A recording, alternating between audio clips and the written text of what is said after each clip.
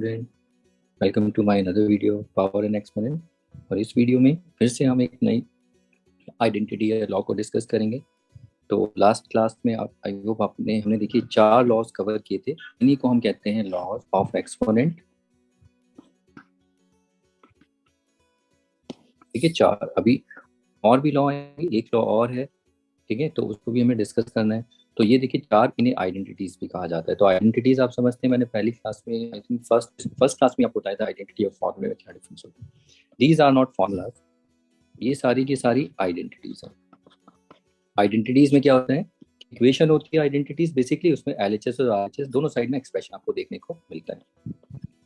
तो ये 4 आइडेंटिटीज हमने लास्ट क्लास से प्रैक्टिस की, उनको समझा क्या होती हैं। ठीक है, अभी हम इसमें बड़ी प्रॉब्लम भी देखेंगे, लेकिन फिलहाल पहले ये लॉस पूरे कवर हो जाए, आइडेंटिटी सारी क्लियर हो जाए, तब हम प्रॉब्लम्स को देखेंगे।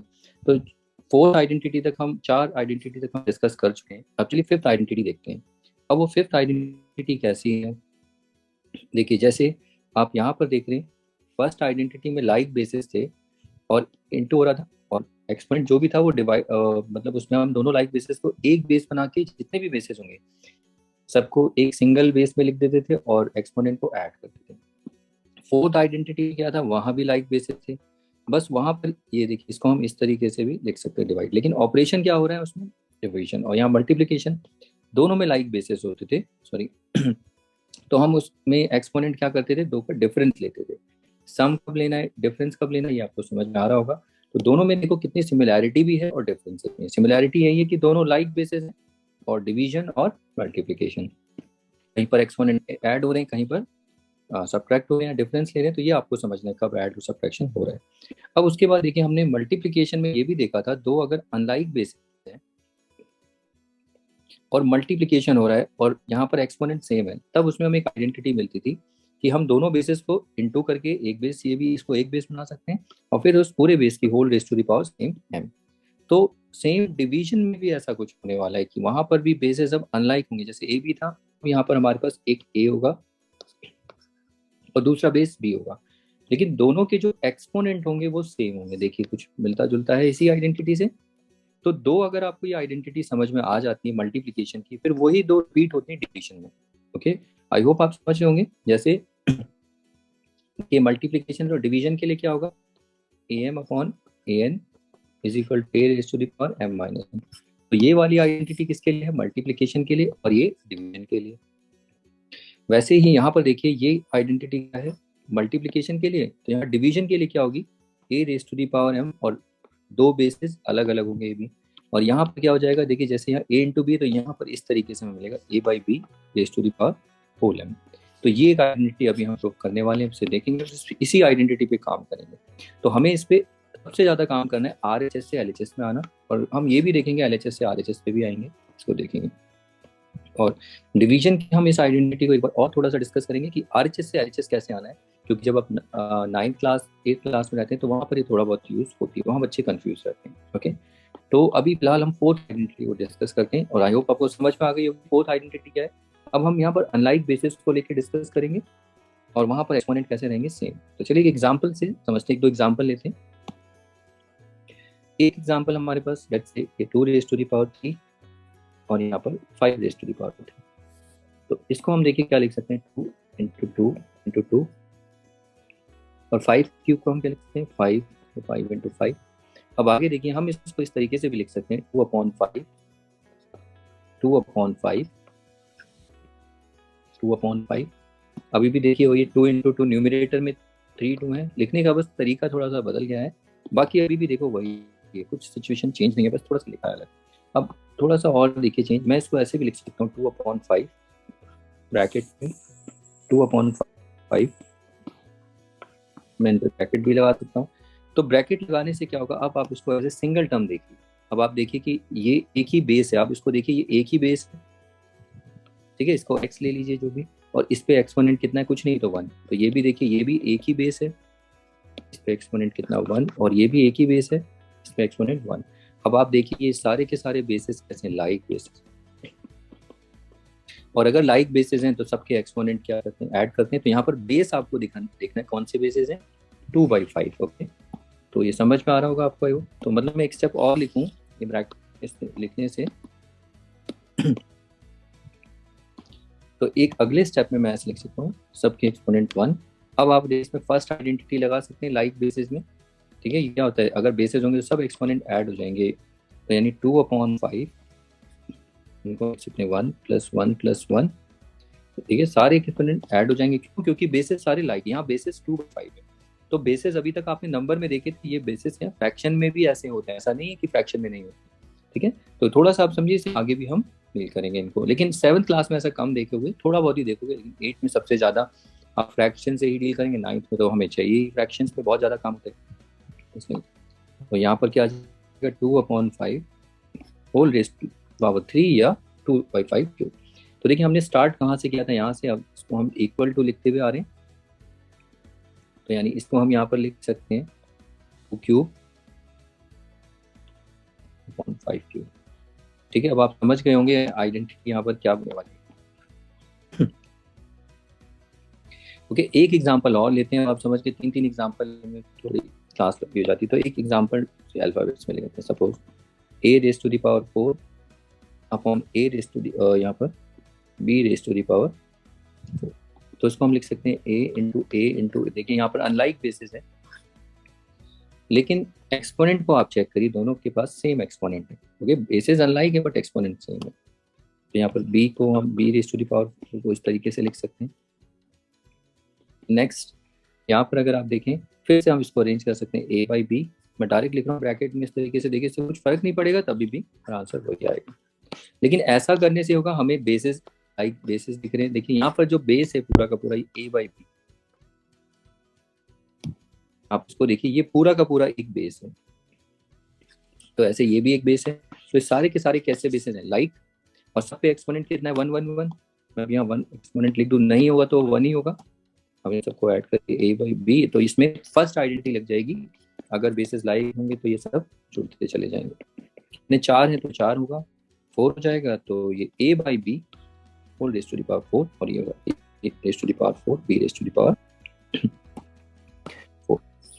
तो यहाँ पर आप देख सकते हैं ये इक्वेशन, ये रिजल्ट बना है। तो ये रिजल्ट अगर आप देखें दोनों को ही हम देख लेते हैं, तो दोनों से देखिए 2 क्यूब अपॉन 5 क्यूब, इसको हम क्या लिख सकते हैं, 2/5 होल क्यूब।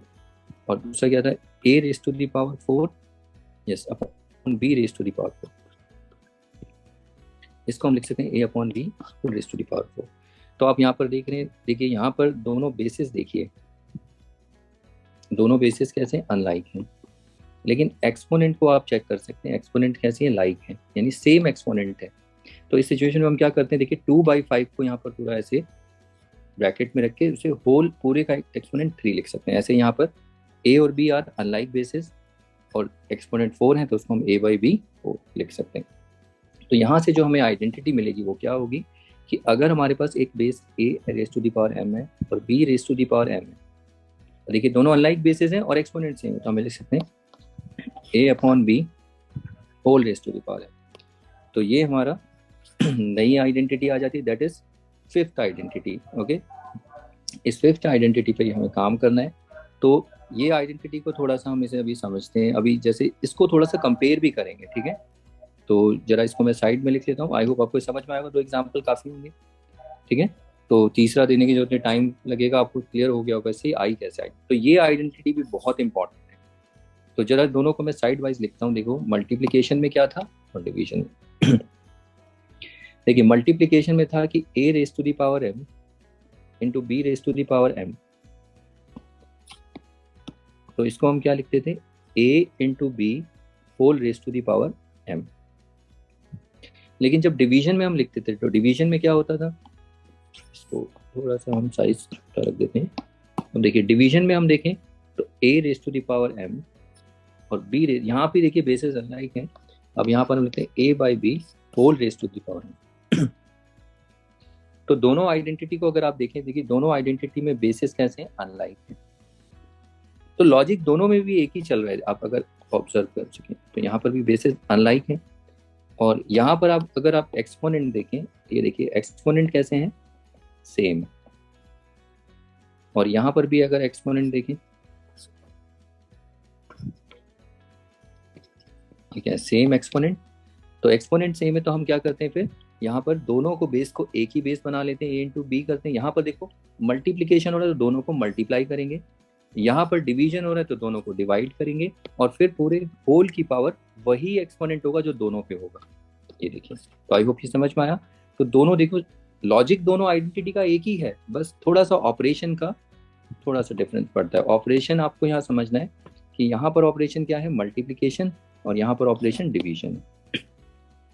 तो ये आइडेंटिटी हो जाती है फोर्थ। तो इस फोर्थ आइडेंटिटी में हमें दोनों तरीके से काम करना है। दोनों तरीके से मतलब यहाँ से यहाँ भी आना है और यहाँ से यहाँ भी आना है। तो चलिए इस आइडेंटिटी पे थोड़ा सा काम करते हैं। तो ये आइडेंटिटी हो गई। तो ऐसे हम करते हुए हमारे पास कितनी 5 आइडेंटिटीज हो गई हैं। देखिए 4 तो ये ऑलरेडी लिखी हुई है।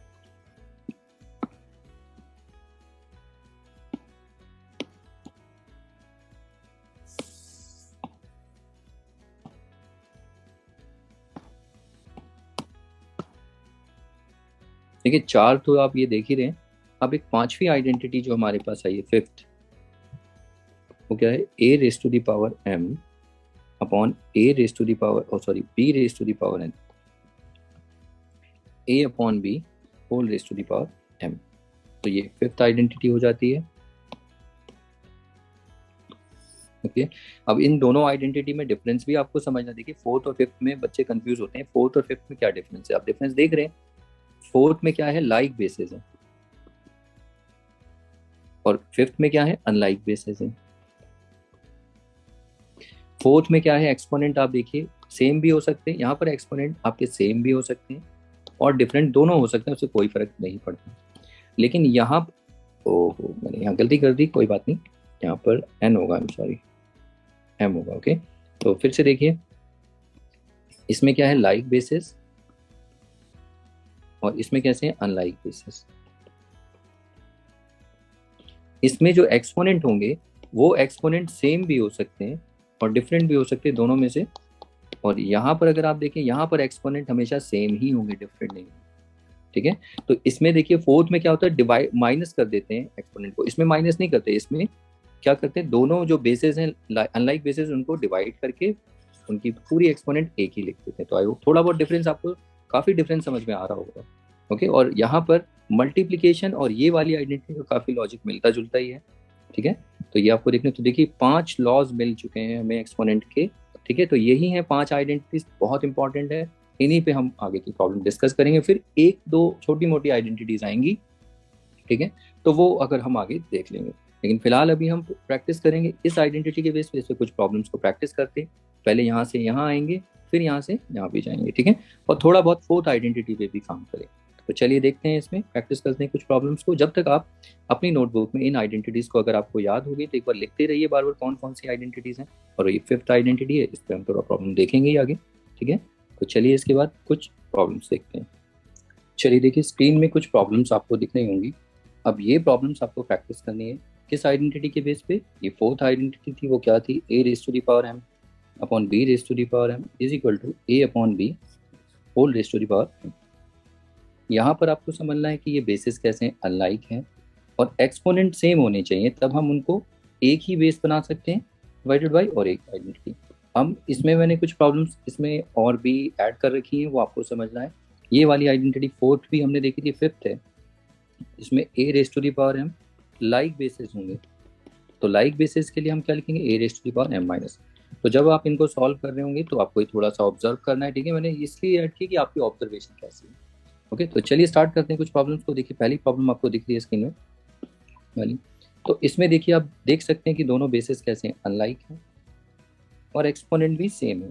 तो यहाँ तो ये फिफ्थ आइडेंटिटी होगी, कैसे करेंगे, a अपॉन बी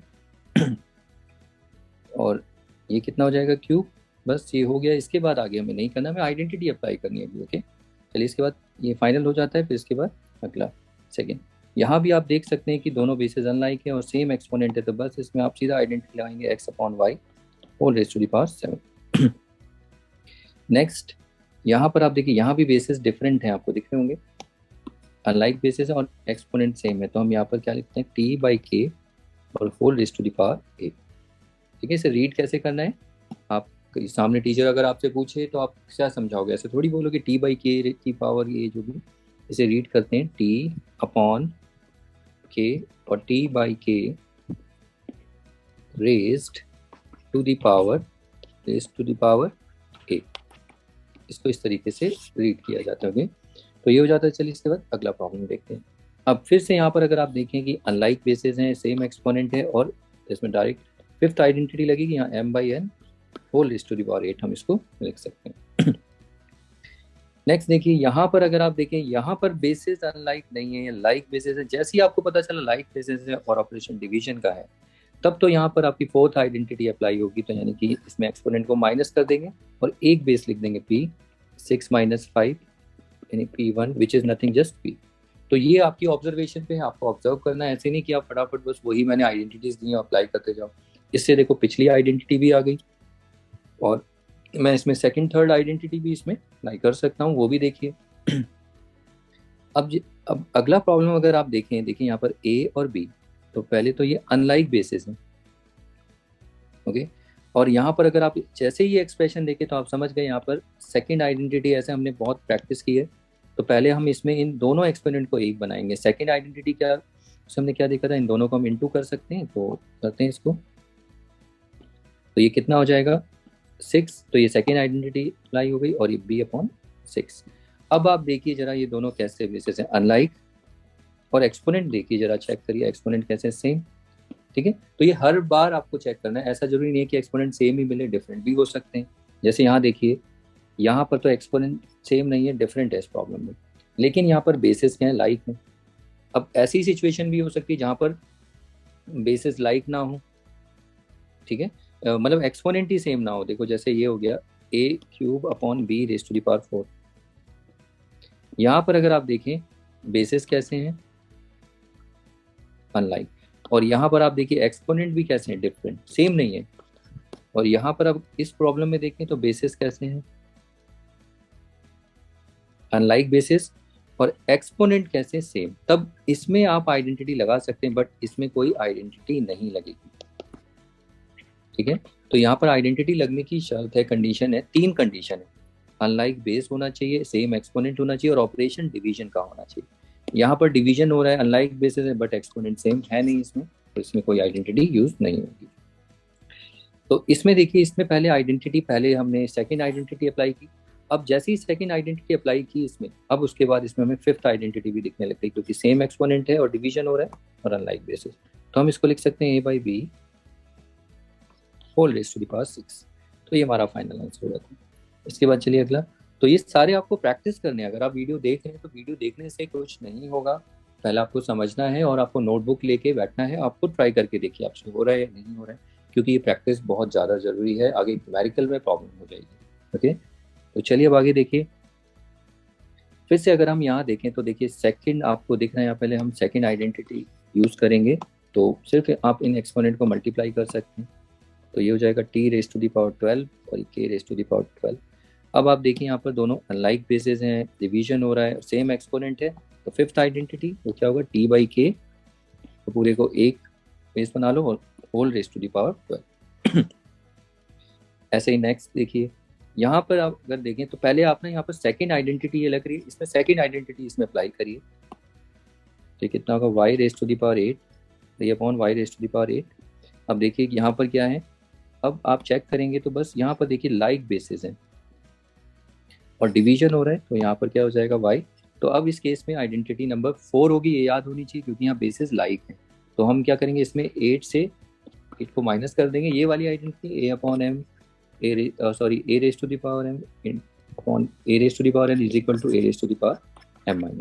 यानी कि एक्सपोनेंट का हम डिफरेंस करते हैं, यानी कि न्यूमरेटर वाले एक्सपोनेंट में से डिनोमिनेटर को माइनस करेंगे। अब ये y⁻0, अब ये हमने देखा है क्या, y⁻0, शायद अपने लास्ट क्लास में हमने डिस्कस किया था, एक रिजल्ट था बहुत इंपॉर्टेंट, तो ऐसे छोड़ना नहीं है। तो y ये वेरिएबल किसी की पावर 0 हो गई तो आंसर हम कितना लिखेंगे, 1। ये हो क्या।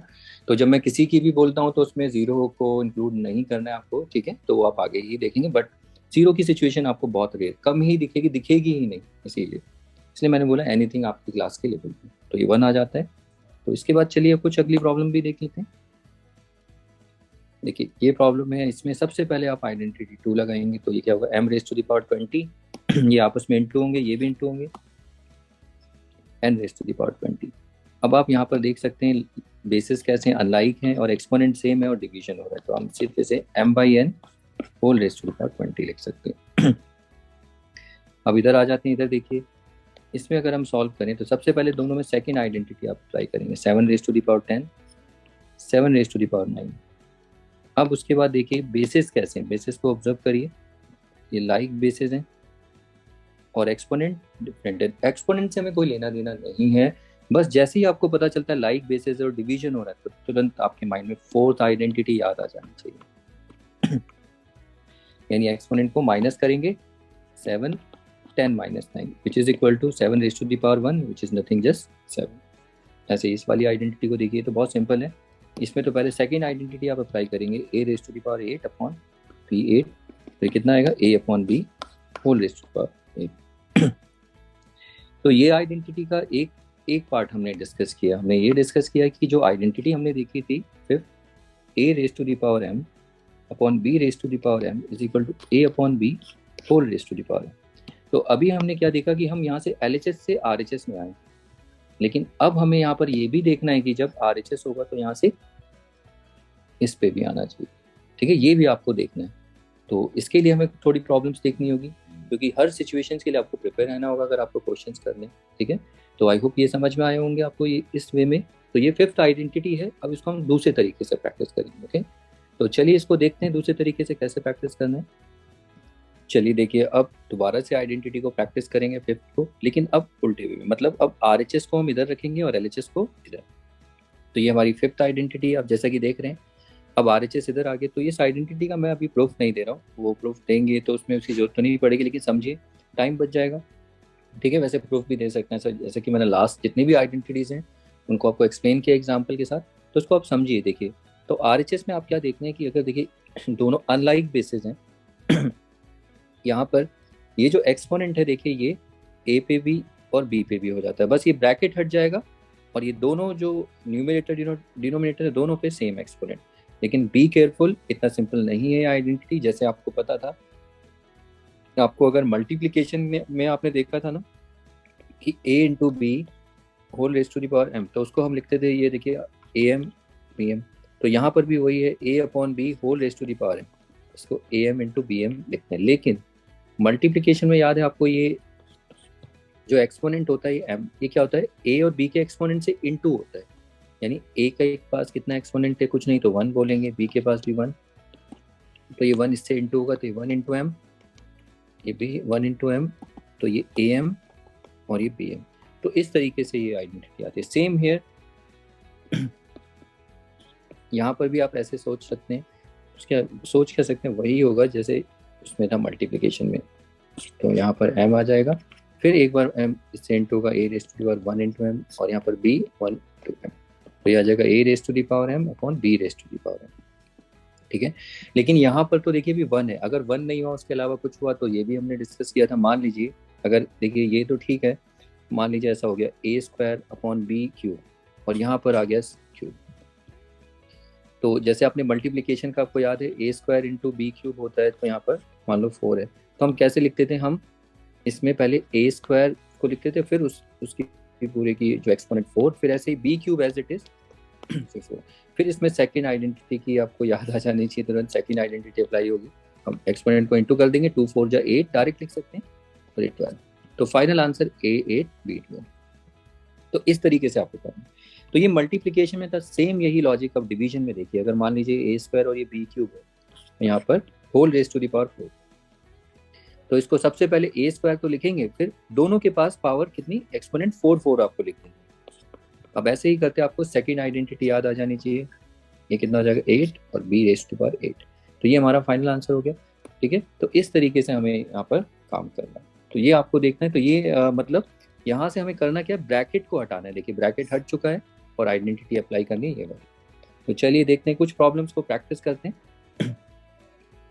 तो देखिए यहाँ पर जैसा कि आप देख रहे हैं यहाँ पर तो एक्सपोनेंट 1 है, तो इसमें हम कैसे लिखेंगे इसको, 5 स्क्वायर अपॉन 2 स्क्वायर, 5 का भी एक्सपोनेंट 2 हो जाएगा, 2 का भी, तो 5 का स्क्वायर कितना हो जाएगा 25 और 2 का 4। अब इससे ज़्यादा हम इसमें और कर नहीं सकते, यही हमारा फाइनल आंसर होगा। ऐसे ही अगला देखिए, इसमें हम क्या लिखेंगे, देखिए दोनों अनलाइक एक्सपोनेंट हैं, अगर लाइक होंगे तो क्या होगा, लाइक में तो बहुत इजी होता है, अगर मान लीजिए अगर आप लाइक में पूछे, अगर मान लीजिए m/m है और ये क्यूब है, तो लाइक में तो आपको पता है पहले क्या होगा, ये दोनों वन ही हो जाते हैं, वैसे कैंसिल होके एक तरीका, तो ये वन क्यूब, और वन की पावर याद रखना कितनी भी हो, चाहे माइनस हो प्लस हो, सब वन ही आता है। तो लाइक में तो ऐसे रेयर ही मिलेगा आपको, ठीक है, तो अनलाइक में मिलेगा, तो अनलाइक में हम कैसे करेंगे, देखिए ये 3 इसको भी और ये इसको भी, तो m cube upon n cube, ये हमारा फाइनल आंसर। तो आइडेंटिटी कौन सी यूज करें ये भी आपको समझ में आनी चाहिए, a/b whole raise to the power m, मतलब हमें इस तरीके से एक्सप्रेशन दिया होगा, हमें ब्रैकेट हटाना है, ओके, और ब्रैकेट कैसे हटेगा, एक्सपोनेंट जितने भी टर्म है ये आपको न्यूमरेटर डिनोमिनेटर दोनों पे ये सेम एक्सपोनेंट चला जाएगा, लेकिन यहाँ पर बी केयरफुल 1 एक्सपोनेंट है, तो ये भी सिंपल है, ठीक है, पहले इसको करना सीखिए। तो इसमें हम जब आइडेंटिटी अप्लाई करेंगे तो ये क्या होगा, x raise to the power 4 upon y raise to the power, फिर नेक्स्ट ये भी बहुत सिंपल है, 4 क्यूब और 3 क्यूब, लेकिन ये अब इसको हम इवेलुएट कर सकते हैं नंबर को, देखिए वेरिएबल को तो नहीं कर सकते ना, अब ये आपको पता है, तो 4 क्यूब होता है कितना 64 और 3 क्यूब कितना होता है 27, तो ये हमारा फाइनल आंसर हो जाता है। तो इसके बाद चलिए अगला देखते हैं इसमें प्रॉब्लम। अब इस प्रॉब्लम में अगर आप देखें तो देखिए a स्क्वायर है, तो यहाँ पर आप ऐसे नहीं लिखेंगे, फिर से कहीं आप ऐसे लिख दे a23 और b3, तो ये 23 हो गया, ये गलत है। इसको कैसे लिखना है, पहले a स्क्वायर फिर क्यूब होल क्यूब फिर b, और b पे देखिए एक्सपोनेंट 1 है ना, तो यहाँ पर 3 डायरेक्ट लिख सकते हैं। अब इसमें सेकंड आइडेंटिटी अप्लाई करिए, ये 6 हो जाएगा और ये b क्यूब, तो हमें यानी ब्रैकेट हटाना है, इस आइडेंटिटी को इस तरीके से अप्लाई करना है। तो देखो दोनों पे 3 एक्सपोनेंट जा रहा है, फिर बाद में जो सॉल्व होगा वो हम करेंगे आगे। तो ये कितना होगा, तो आपको लिखना आना चाहिए a cube a square cube upon b cube, तो ये हो जाएगा a raise to the power 6 upon b cube. Next identity देखिए, इसमें भी ऐसे रहेगा a स्क्वायर और b पे हम क्या लिखेंगे b क्यूब और उसका होल स्क्वायर, तो ये a स्क्वायर, इसमें सेकंड आइडेंटिटी अप्लाई करिए, b raise to the power 6 हो जाएगा, ये दोनों आपस में इंटू होगा। तो आप देख रहे हैं सेकंड आइडेंटिटी कितनी बार यूज हो रही है, जगह जगह आ जाती है, ऐसा नहीं कि मैं यहाँ पर इंट्रोड्यूस कर रहा हूँ, तो प्रॉब्लम में आगे आपको भी दिखेंगे, तो आपको देखो सेकंड आइडेंटिटी भी याद आ जाएगी, लेकिन आप बोल रहे होंगे फर्स्ट आइडेंटिटी तो बहुत कम यूज हो रही है, ऐसा नहीं, वो बहुत यूज होती है, लेकिन अभी हम सिचुएशन ही ऐसी है तो उस आइडेंटिटी को डिस्कस करें, इसीलिए नहीं आ रही, लेकिन सेकंड तो देखो कितनी बार आई है। चलिए अगला प्रॉब्लम देखते हैं, इसमें हम लिखेंगे m raise to the power 4 और e क्यूब, इसमें भी n raise to the power 5 और e क्यूब, अब मल्टीप्लाई करके लिख दीजिए m रेज़ टू पावर कितना हो जाए 4 3 12 और n raise to the power 15, तो ये हमारा फाइनल आंसर। ऐसे यहाँ पर देखिए यहाँ पर अगर हम देखते हैं तो देखिए पी स्क्वायर को एज इट इज, फिर उसका भी स्क्वायर, तो आपको ये समझना है, पहले ऑब्जर्व करना है। देखिए स्क्वायर का मतलब ये होता है, ये जो स्क्वायर है यानी कि 2 इस पे भी रहेगा और 2 पे भी रहेगा, लिखने का तरीका आपको आना चाहिए।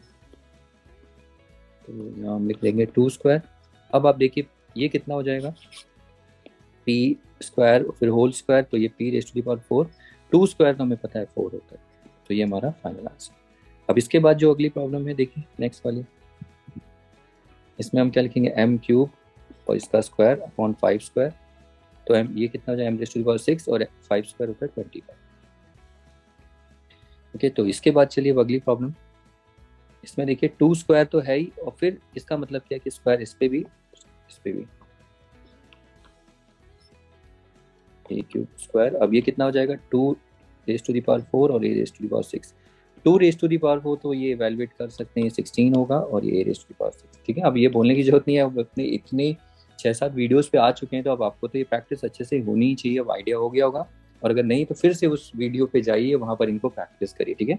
शायद वहाँ पर बच्चों को समझ में नहीं आता कि मैं क्यों बोल रहा हूँ कि ये अच्छे से प्रैक्टिस करिए। अब देखिए कितना टाइम यहाँ पर लगता है, अगर आपको डायरेक्ट याद है तो आप डायरेक्ट लिख सकते हैं।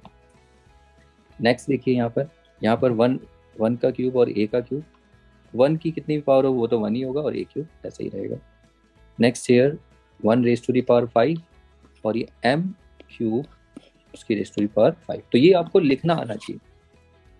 मैं अभी शॉर्टकट नहीं बता रहा हूँ, शॉर्टकट अब हम ये अभी 7th लेवल पे मैं काम कर रहा हूँ, मैं आपको पहले बता दूँ 7th क्लास का लेवल है। आप सोचेंगे 7th में इतना सारा पढ़ना पड़ता है, और क्या आप लोग काफ़ी चीज़ें जो प्रैक्टिस नहीं कर पाते हो रह जाती हैं, इसीलिए प्रॉब्लम होती है।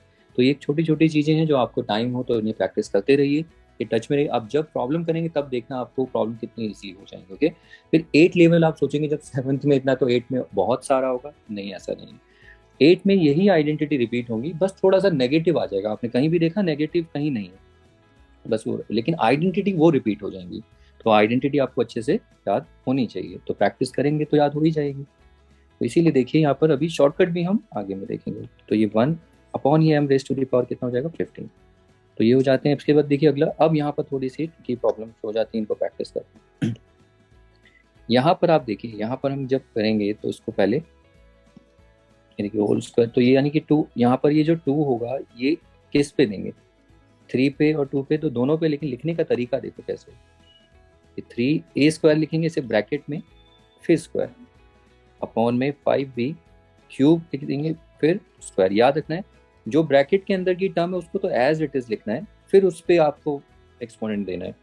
ब्रैकेट के जो उसमें चेंज नहीं करना है उसको, फिर उस पर स्क्वायर। अब इसको आप कैसे सॉल्व करते हो, ये आपने याद है। अब ये आपका कौन सी आइडेंटिटी है, याद होगा, ये सेकेंड आइडेंटिटी नहीं, ये थर्ड है। आपने पढ़ा था ना, थर्ड में भी उल्टी वाली आइडेंटिटी है शायद, ये उसका उल्टा RHS वाला पार्ट है, रिवर्स, जिसमें a इंटू बी एम क्या होता है, AM into B M. Okay, तो यहाँ पर अगर मान लो जैसे a² b क्यूब होता है, और ये 4, तो हम इसको लिखते थे a² 4 b क्यूब 4, फिर इसमें सेकेंड आइडेंटिटी लगा देते थे। तो ये वही थर्ड आइडेंटिटी का पार्ट है दोनों में। तो देखो कैसे लिखेंगे इसे, इसे हम लिखेंगे 3 का स्क्वायर। एक्चुअली ये किस तरीके से, इस तरीके से देखिए, 3 इंटू a² स्क्वायर अपॉन में ये 5 इंटू बी क्यूब और स्क्वायर। अब देखिए यहाँ पर थर्ड आइडेंटिटी भी आ गई है, तो उसको लिखेंगे 3 स्क्वायर और ये a² का स्क्वायर, तो a22 नहीं लिखेंगे, गलत हो जाएगा, या 5 स्क्वायर और ये b cube into square.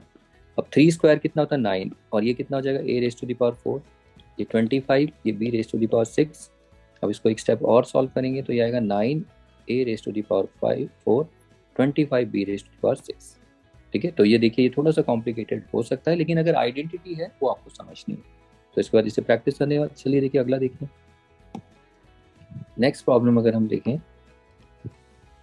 2mn square, sorry पूरे पे है, इसमें mn नहीं लेते हैं, इसको थोड़ा सा अलग ही प्रॉब्लम बना देते हैं। चलिए इसको a² b ले लेते हैं, ठीक है, वो थोड़ा अलग ही हो जाएगा इसीलिए। तो सबसे पहला काम होगा हमारा 2mn स्क्वायर को एज इट इज, फिर ब्रैकेट लगाइए, फिर इस पे क्यूब, फिर 5a² b, फिर इस पे ब्रैकेट क्यूब।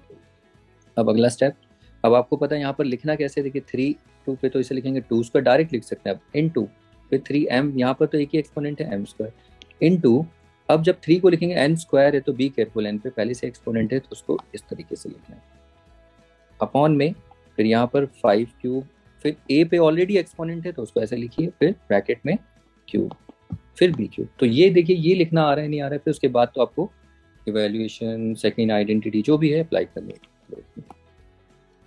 तो ये 2 क्यूब m क्यूब और ये n स्क्वायर का होल क्यूब, ऑन में 5 क्यूब, फिर a² cube into b cube.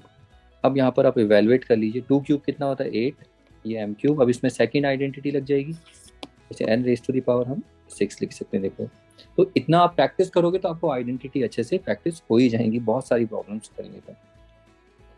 5 cube कितना होता है 125, और ये कितना हो जाएगा a raise to the power 6 और ये b क्यूब। फाइनल आंसर, अब ये मल्टीप्लाई हटा दीजिए, बस ऐसे लिख दीजिए a m cube n6 on 125 a6 b cube. ये प्रॉब्लम भी हो जाती है। ठीक है, तो इसके बाद देखिए हम ऑलमोस्ट अब बड़ी बड़ी प्रॉब्लम्स में समझ रहे हो, ये सब सिचुएशन वहाँ दिखेंगी, उनको प्रैक्टिस करिए। चलिए इसके बाद अगली प्रॉब्लम देखते हैं। इसमें भी देखिए पहले x² y और ये z क्यूब, इसको पहले लिख देंगे उसका होल स्क्वायर, अपॉन में 3 का होल स्क्वायर, फिर उसके बाद देखिए x² का स्क्वायर, फिर y का स्क्वायर, फिर z क्यूब का होल स्क्वायर। अब 3 का स्क्वायर तो आपको पता है, यहाँ पर 3 इंटू 3 9 लिख सकते हो। अब ये कितना होगा x raise to the power 4 y² और z raise to the power 6 upon में 9। अब ये कितना होगा x4 y² z raise to the power 6 upon 9। तो ये हो जाता है। इसके बाद चलिए अब अगली प्रॉब्लम देखते हैं। ठीक है, तो इसको एक बार खुद से आप ट्राई करिए इस प्रॉब्लम को। वैसे हम देख लेते हैं। तो पहला स्टेप तो यही होगा, 5p² whole raise to the power cube या whole cube 3t raise to the power. तो पहला काम आपको ये करना है। ठीक है, तो दोनों ये 3 जो ये एक्सपोनेंट है, ये दोनों जो न्यूमरेटर डिनोमिनेटर दोनों को सेम क्या कहते हैं, सेम एक्सपोनेंट दोनों को लिखिए। लिखने का तरीका आप देखिए। फिर अगला स्टेप देखिए। अब ये 3 जो एक्सपोनेंट है 5 पे जाएगा p² पे क्यूब। लिखने का तरीका आपका सही होना चाहिए। 5³ p² whole cube cube upon में फिर 3³ t4 होल क्यूब। अब 5³ होता है 125। अब इसमें तो आप सेकेंड आइडेंटिटी ट्राई करेंगे तो p⁻6 क्यूब अपॉन में 3³ और ये t⁻12। अब बस आपको 3³ को आप कितना लिख सकते हैं 27। और फाइनल बस आंसर ये मल्टीप्लाई जितने भी हैं ये सिंबल हटा दीजिए। 6³ अपॉन में 27 t⁻12। तो आप अगर देखिए ये प्रॉब्लम प्रैक्टिस करते हैं तो आपको पावर एंड एक्सपोनेंट इतनी प्रॉब्लम नहीं होगी। हमने बहुत सारी प्रॉब्लम की है हर आइडेंटिटी के बेस में, कि उसको उल्टा करके भी डिस्कस किया है। ठीक है, ये हो जाता है। अब इसके बाद देखिए कुछ प्रैक्टिस प्रॉब्लम्स भी देखते हैं। इसमें मैंने आपको ये भी बोला था कि इस आइडेंटिटी का भी हमें उल्टा डिस्कस करना है। कौन सा है, ये वाला। लेकिन ये अभी नहीं करेंगे, अभी 7th में इतना ही लेवल पे इतना ही रखेंगे। ठीक है, तो ये आइडेंटिटी हमारी हो जाती है 5। अब बस हमारी आइडेंटिटीज के टॉपिक खत्म। अब हमें इसके बेस पे आइडेंटिटी बेस पे प्रॉब्लम्स डिस्कस करनी है। अब आप सोच रहे होंगे प्रॉब्लम्स इतनी सारी करा दी हैं तो अब और कौन सी प्रॉब्लम्स रह जाती हैं। नहीं, अभी प्रॉब्लम्स नहीं हुई है। मैंने सिर्फ आपको प्रॉब्लम्स के पार्ट कराए कि एक एक प्रॉब्लम में ऐसी सिचुएशन दिखेंगी तो कैसे करना है। तो अगर आप पार्ट कर लेंगे तो सोचो आप हर जितनी प्रॉब्लम्स है उसके पार्ट्स को समझेंगे, उसे सॉल्व भी इसलिए करेंगे। ओके, तो इनको प्रैक्टिस करिए। अब इसके बाद में थोड़ा सा आइडेंटिटी बेस इसमें दे सकता हूँ आपको प्रैक्टिस के लिए। आई थिंक मुझे नहीं लगता देने की जरूरत होगी। तो इसमें प्रैक्टिस के लिए बस इतना है कि इतना ही बोलूँगा आपको, ये आइडेंटिटीज को थोड़ा सा नेक्स्ट क्लास नेक्स्ट वीडियो में हम इन आइडेंटिटीज पे काम करेंगे। लेकिन मैं जाते जाते इतना बोलूँगा कि देखिए अभी 7th क्लास के लेवल पे ही हम काम करें। ठीक है, जब 8th क्लास का लेवल आएगा तो ऐसा कुछ नया तो आपको दिखेगा। वहाँ पर सिर्फ नेगेटिव एक्सपोनेंट एक्स्ट्रा आ जाएंगे। ओके, तो नेगेटिव एक्सपोनेंट, लेकिन ये आइडेंटिटीज कोई पुरानी नहीं रहेगी कि ऐसा कुछ, सॉरी पुरानी कह रहा हूँ, ऐसा आइडेंटिटीज कोई नई नहीं आने वाली। 1-2 आ सकती है लेकिन ये सब फिक्स है, ये तो आएंगी। तो इनको आपको अच्छे से याद रखना है और ये सारी प्रॉब्लम प्रैक्टिस करिए। अब जो नेक्स्ट क्लास होगी हमारी नेक्स्ट वीडियो में, हम इन आइडेंटिटी के बेस पे ही प्रॉब्लम्स को डिस्कस करेंगे। फिर उसके बाद एक लेवल 8 पे जाएंगे, 8-9 के लेवल को देखेंगे कि इनको कैसे काम किया जाता है, नेगेटिव एक्सपोनेंट पे कैसे काम किया जाता है। ओके, तो इस क्लास में इस वीडियो में इतना ही करते हैं। मिलते हैं नेक्स्ट क्लास में। Okay then, bye.